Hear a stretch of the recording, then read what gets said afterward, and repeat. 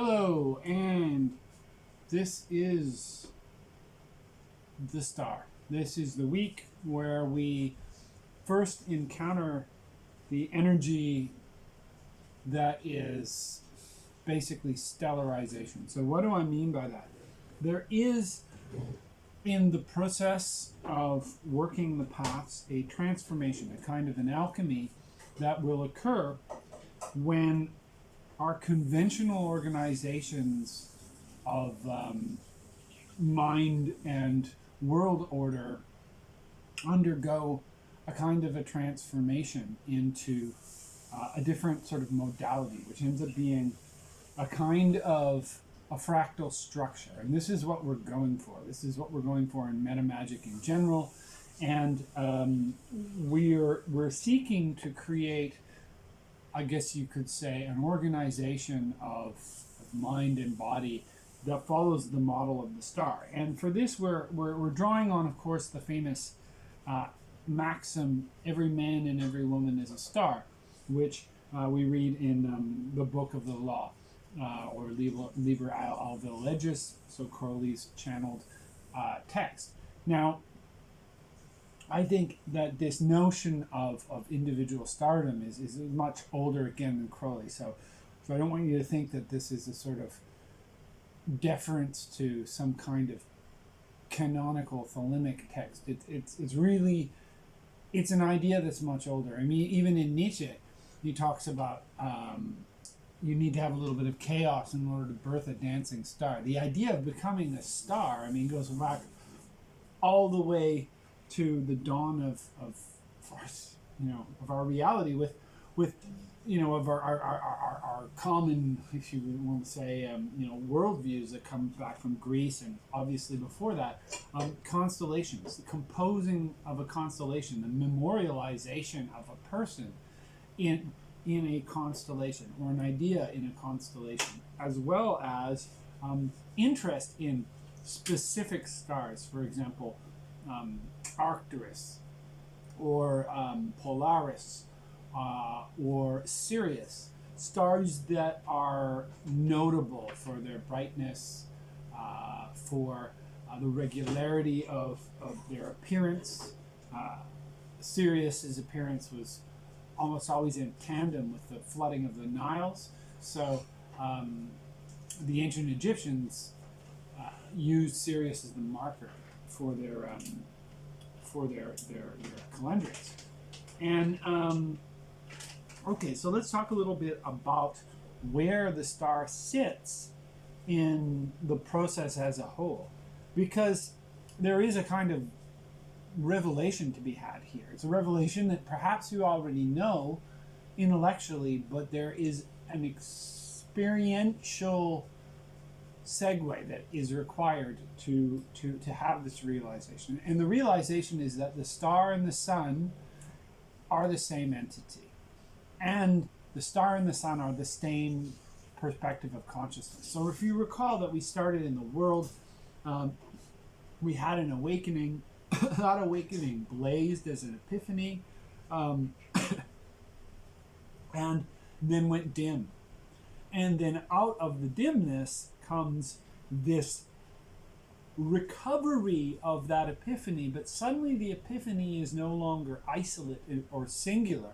It is within a field of epiphanies that transcends individuality. And so when we talk about the sun as being the ego formation, this is perhaps akin to a realization of the superego, or a realization of the ego of self within a larger swath of selves. So the self within the self among others. But of course, this has always been the case. Physically, this has always been the case. When we look at the sun, we simply, in the daytime, cannot see the deep, because the sun brings with it a kind of darkening. Its brilliance brings a kind of darkening, just as the night's darkness brings a kind of brilliance. And these are two simultaneous These are two phases of a singular reality. And this isn't a metaphor. This is just quite simply the fact. We know that the sun and the star is the same thing, but how can we perceive it simultaneously? We can't. We have to have two moments through which to perceive it in both of these aspects before we realize that it always already was one. And so this is precisely the passage that has to happen. We talked a little bit about the ripple field last week, which is this set of concentric circles in a diagram of the trumps. And this first purple one, I called it a density wall. So the purple rings represent energies that are denser or require some kind of push to get through, some kind of trial to get through. And so there is a push that is required to get from this immediate solar consciousness to this consciousness of lux, if you will, to this consciousness of nox. This day consciousness to this night consciousness, which of course comprise a single awareness. But how do you get there? You have to, in a way, if you recall the Mobius strip, you're making a circuit around this. You go all the way around once, and then you have to negotiate this twist. And this twist takes you around into a second circuit, which is realized as the same thing. And the twist is called a chiasm. It's a crossover point. And so what I'm going to say is that the moon is the chiasmus. The moon is a place, if you imagine we have all the momentum of the solar consciousness that in its singularity, in order to have that same awareness of the solar consciousness in its plurality, we actually have to undergo an inversion. And of course, not all such inversions succeed. So many people actually do not pass the first of these rings, these density walls, because the momentum required to get through the moon card, which, as you know, is a kind of a navigational prudence, using markers and perseverance to get through a field of distractions. And an energy that is not sufficiently motivated or sufficiently charged will not have the momentum to pass through the moon. The moon requires a certain kind of upwards momentum. Remember when we lit the fires in judgment, bring forth this momentum. And the momentum shines like the sun and then passes through the passage of the moon, the chapel perilous, if you will. And when it succeeds, the little beetle, if you will, carrying the sun, breaks out into the starlit night. And there is an epiphany. And this is, to my mind, one of the most beautiful moments in the tarot, because it's coming out of the fog into this incredible vista. You see the Milky Way, you see the heavens. And the thing to note is, right, the sun is used as a navigational tool.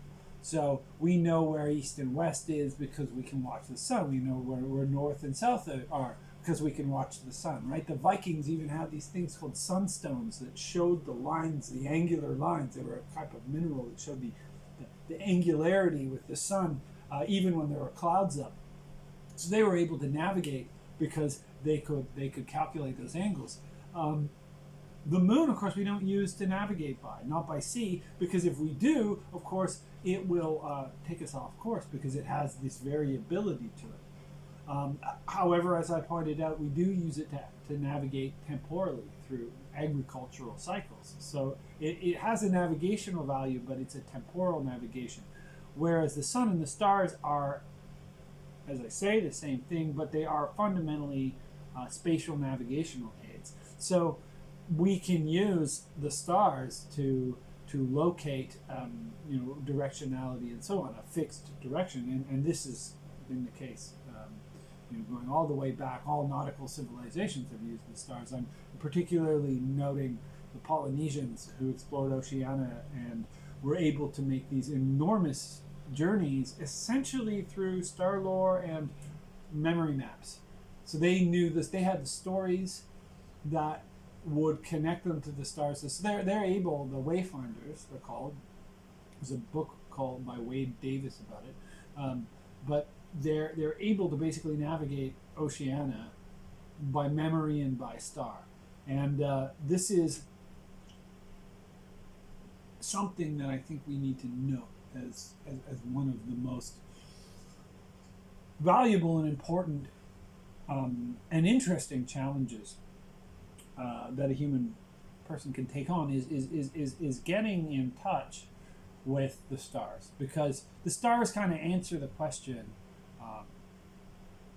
where are we, in the broadest possible sense. And so I want to say a little bit about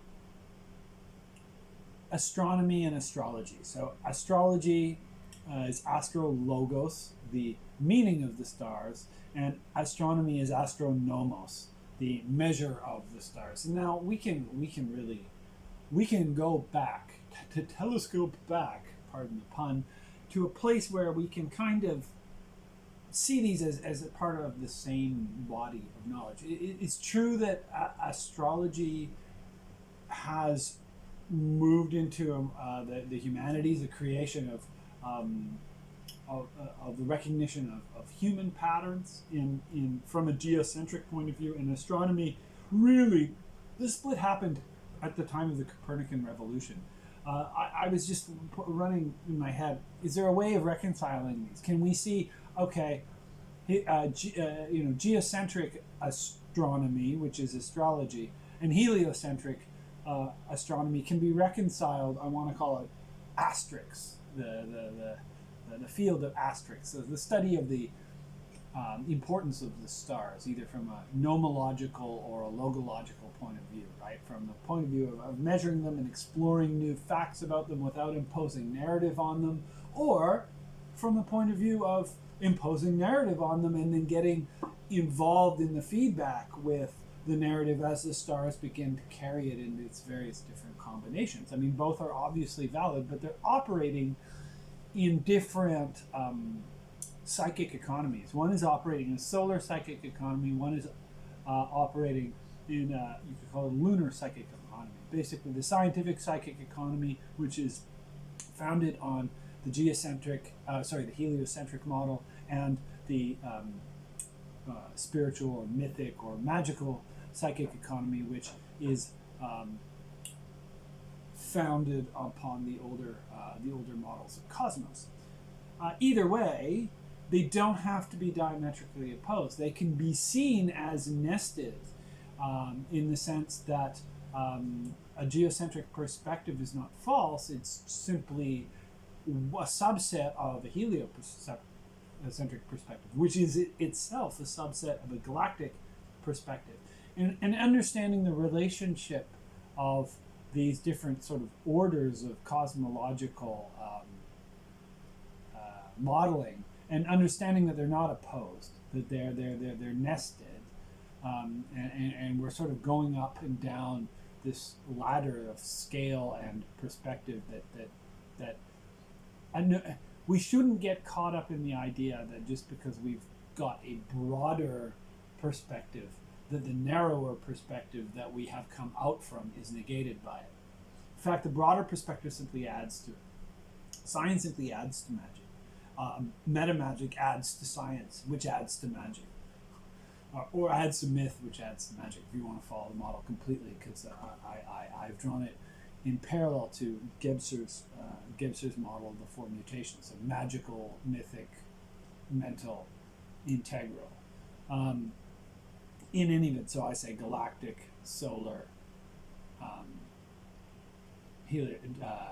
geocentric, and compass centric. Those are the four circles that I would draw. But I don't want to get too far out of the way here. I want to talk. There's an enormous amount of ground to cover actually in this particular lecture, so I'm going to try to make it short. But I want to talk about quite a few things. So the fundamental idea is we are looking to realize that the epiphany of the sun has not disappeared. It is recovered, but it's recovered in the company of the stars. And this has an enormous impact on what the story means. Because suddenly it's no longer the self in a vacuum. Suddenly it's the self undergoing its narrative within a massive mesh of realities. And we have an astrological point of view that we can take on it, but we can also go in the astronomical direction. And I'm an advocate of really getting getting fluent in astronomical language, like get to know what's happening in astronomy. So there's some tools I have that are great, because think about the tarot cards. They're not like necessarily always just oracular pronouncements. They're actually kind of an invitations to a study. So each one of the cards can be considered an invitation to some domain of study. And in this case, the domain of study is, I'm going to say, for the stars there we have it, is astronomy. Can you see this? Does this come out? So this has got a lamp in it and all 88 constellations. You don't need something fancy like this. In fact, by putting they're saving space by putting a globe and a celestial sphere in the same object, and I think that's cool.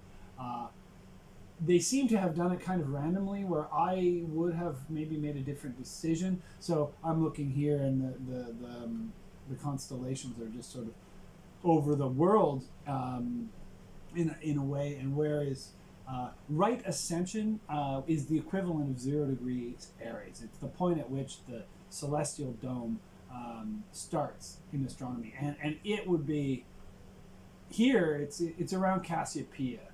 It's just to the side of Cassiopeia. So actually, really, if we had just taken this whole thing and scooched it over and lined up right ascension to the prime meridian, then we'd have a really elegant pairing of the heavens with the globe, and that becomes a very interesting project in and of itself. We can start to study geography and astronomy simultaneously.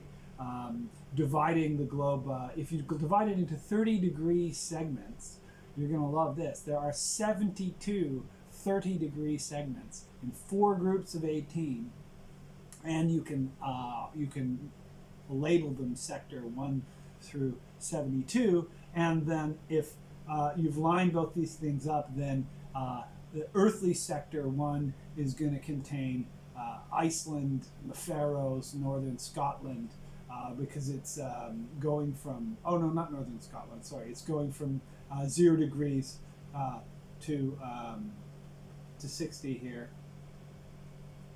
So sorry, 90 to 60, and then so that would be zone 1, and from zero to 30, and then so on. So you can. And I use this actually to learn about geography and astronomy simultaneously.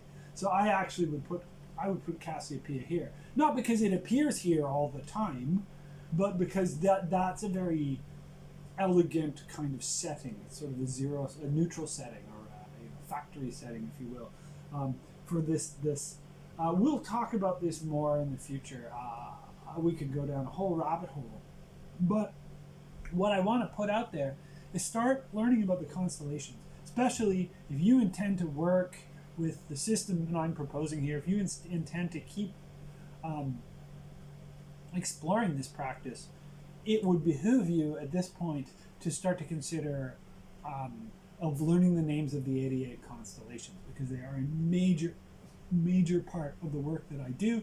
I've talked about a fail-safe orality, and part of this fail-safe orality is a method of memorizing star maps. This sounds like a wild thing. It does require a foundational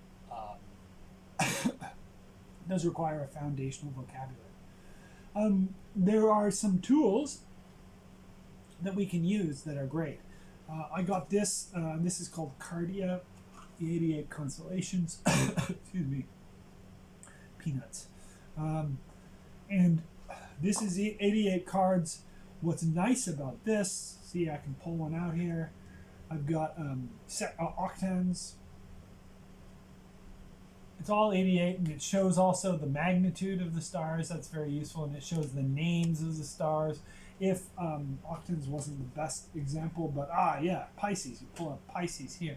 You can see all the labels. You can see the names of the card of the stars. So like Al-Shreka, Simal, Inteum, Khat. These are Arabic names because, of course, the Arabs during the Golden Age basically mapped out the stars. So we get the names of the stars. This is, we're learning from cards. We by now, if you're tarotists or oracularists, you should probably have some appreciation for scientific cue cards as well, because really it ultimately amounts to the same thing, right? We're teaching ourselves through a random access book. It's a book that does not have a linear series that's necessary. You can shuffle it. There's all sorts of good ways to learn things, and putting it in different orders, alphabetical, or as in this case, families, or I have an order that I've developed that just traces a path across the celestial sphere. But the main point is getting familiar with the names of the constellations. There's 88 of them. My broader system of magic involves a curriculum of study that draws on the constellations. So just bear that in mind, and if that's something you find intriguing, now is a great time to start honing your skills, because it does take some time. This book is phenomenal. This is the Audubon Society Field Guide to the Night Sky. It's an astronomer's work. It's plasticized, it's beautiful, and it's great for getting to know this larger heavenly environment, right? Without superimposing assumption upon it. Now, superimposing magical assumption, of course,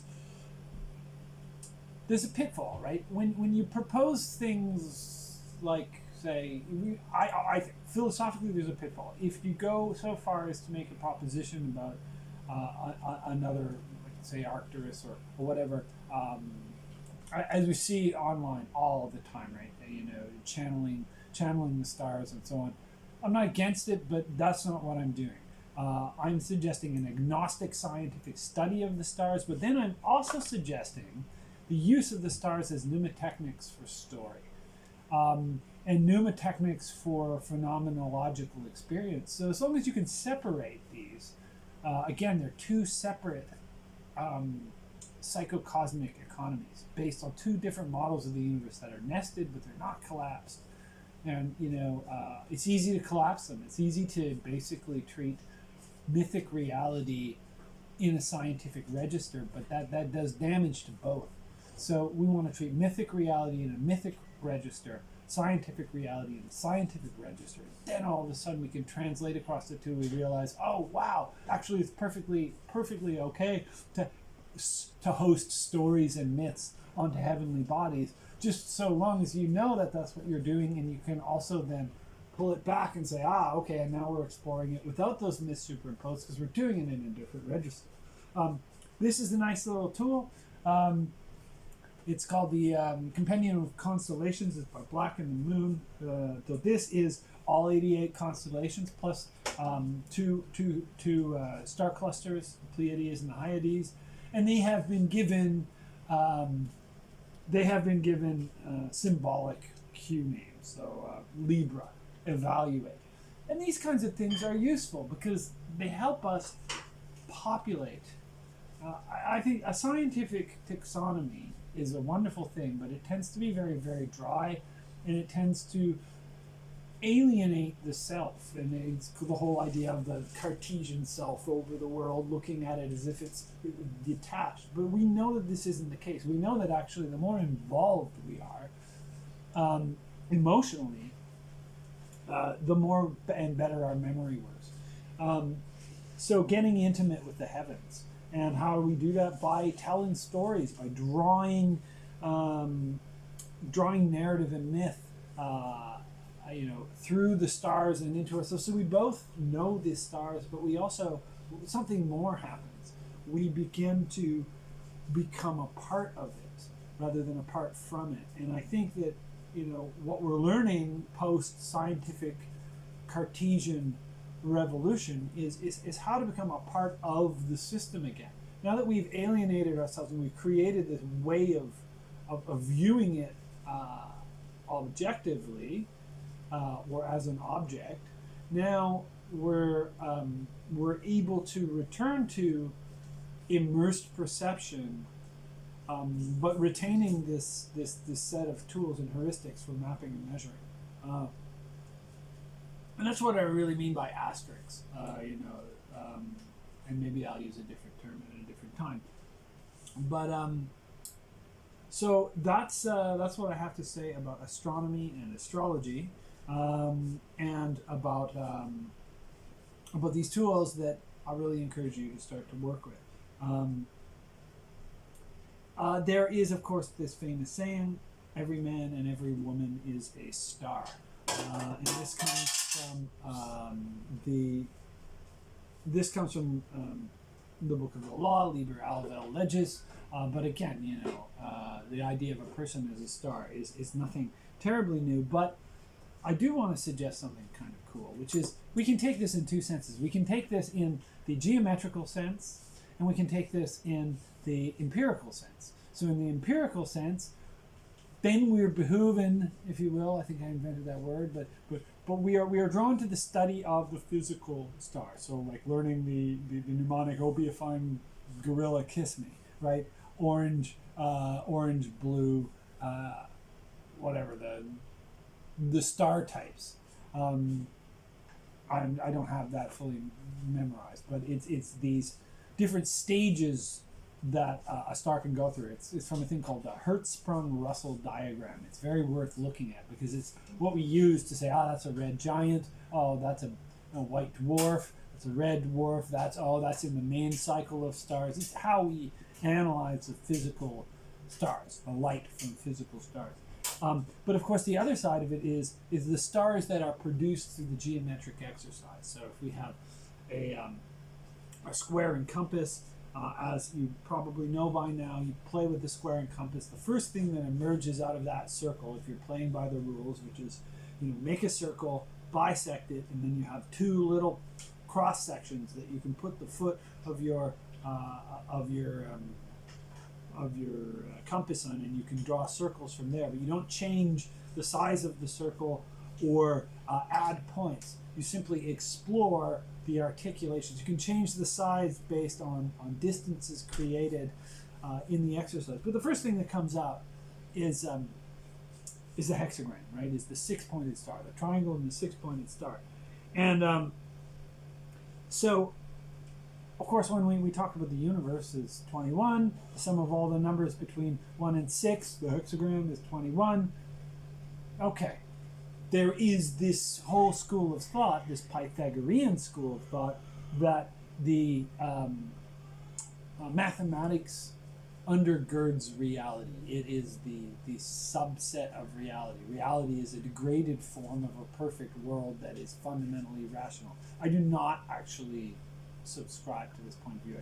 I think the Greeks were brilliant and wonderful, but I do ultimately kind of think they were largely wrong.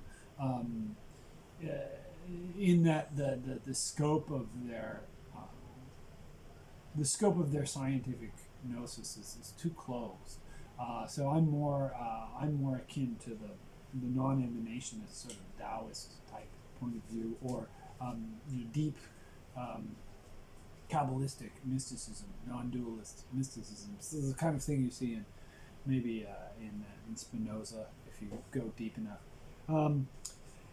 But that being said, of course, we don't throw out geometry, and we don't throw out the logos as it is kind of understood as a mathematical set of relationships. And we obviously, in our work, are forming a kind of a memory palace that is not arbitrary. It is based on geometry. It's based on sacred geometries. It's based on composing the self into a cube, into an octahedron, into a triangle, into a star. And so we have the tree model here, but I'm going to suggest that part of what our overall task with this alchemy of meta magic is to learn how to convert between a variety of different modes, not just trees, but also stars and also wheels. There's a wide variety of different arrangements of energy and mind, and we can actually shift between them. But here we have a set of talismans that are stellar. They're hexagrams. It's a hexagram of hexagrams, and I want to use it to illustrate the double sense that you can take the phrase "every man and every woman is a star." Of course, people are like, "I'm a star, I'm a star, I'm a star." It means we're all individuals. Does it? Because, and this is the lovely thing about Liber Al and Crowley in general, is he says things that actually, when you think about the letters, the words, you're like, okay, but that's kind of ambiguous. That means a number of things, you know. Do what thou wilt. Okay, does that mean do what you will? Or do you want? No. And what is thou? I mean, in the context of, say, Martin Buber, the I-thou dynamic, which was the Jewish mysticism and philosophy happening around the time Crowley was cutting his teeth on this stuff, because that was out there. Thou didn't necessarily mean you, it meant thou.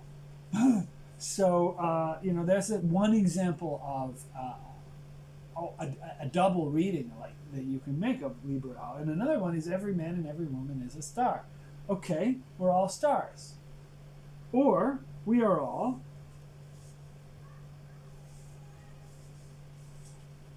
a star.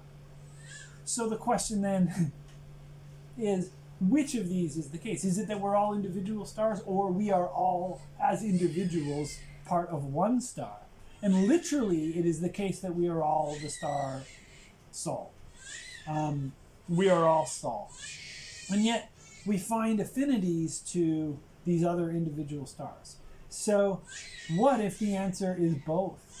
And that's where it gets very interesting. That's where we get this fractality that we can conceive of. And if you know what a Koch snowflake is, K-O-C-H, it's effectively a fractalized hexagram where there's a hexagram on each one of these, you know, and it goes on forever.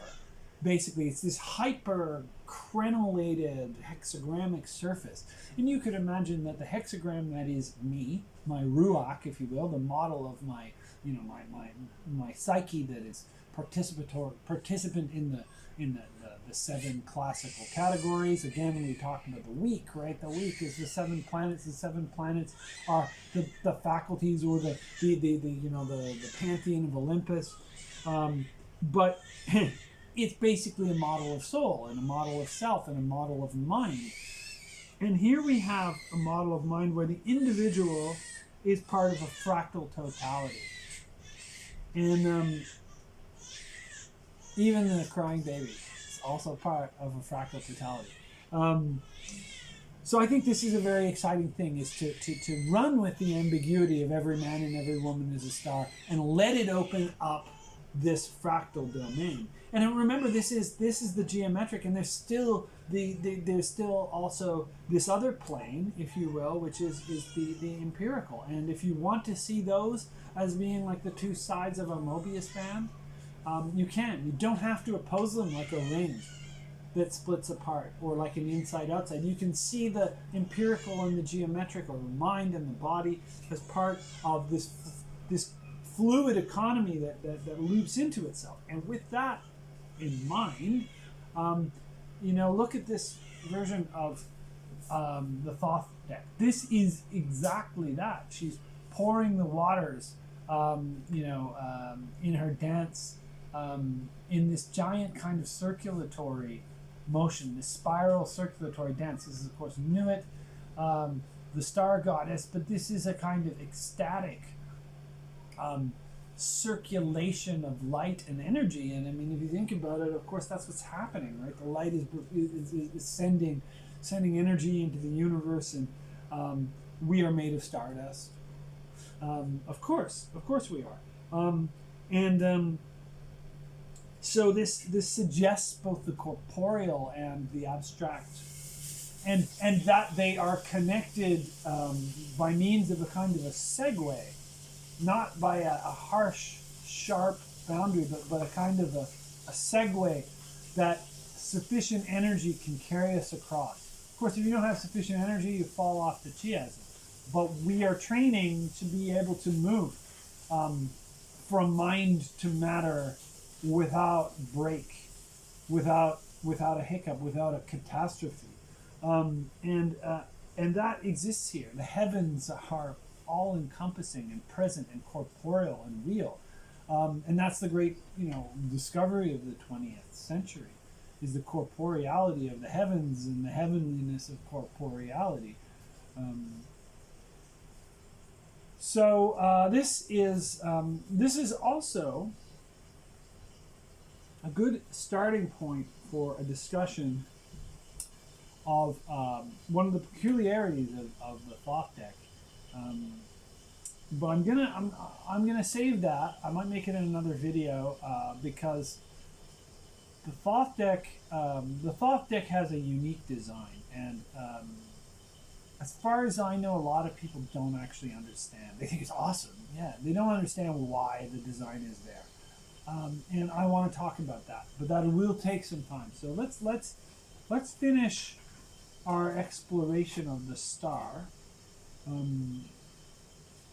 with some images. This is from the Spiral Tarot, which I'm really growing to like a lot, even though I find that the Los Scarabeo decks, they're too small, and I don't like the frames very much, and I don't like the little trademark down at the bottom. It would be nice if this was a big piece that I could hold in my hand, but it is a really beautiful deck. It corresponds to the RWS assignments, and it's got all sorts of beautiful occult imagery in it. It's got the Hebrew letters, it's got the elements, it's got the signs, it's got everything. Okay, I'm going to take a little break, and then we'll go through more of this afterwards. So, whoop-ha. See you shortly.